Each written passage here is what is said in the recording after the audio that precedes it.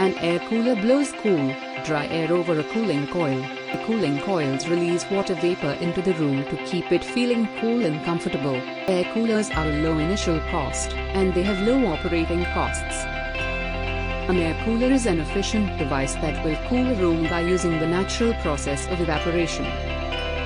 It works by moving large volumes of hot, humid air from inside the building to outside the building and then back again. The principles of an evaporative cooling system are simple.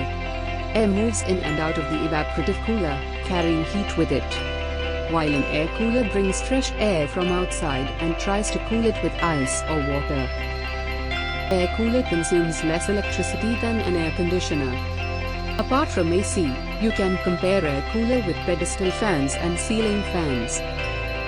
Pedestal fans can also somewhat do this, but an air cooler does this better and also cools the air. But air from an air cooler does not get as cold as an AC.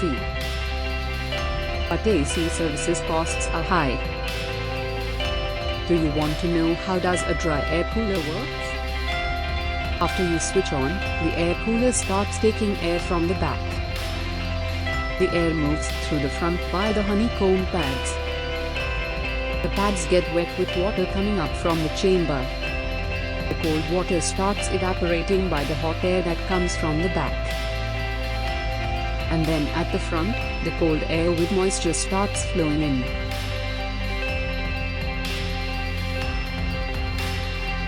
Air from an air cooler does not get as cold as an AC. Temperature should get around 22 to 25 degrees.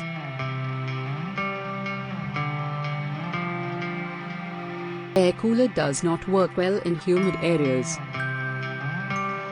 Not all air coolers are bearable. Air coolers do not work if there is no ventilation. If water is not cleaned regularly, mosquitoes might breed there.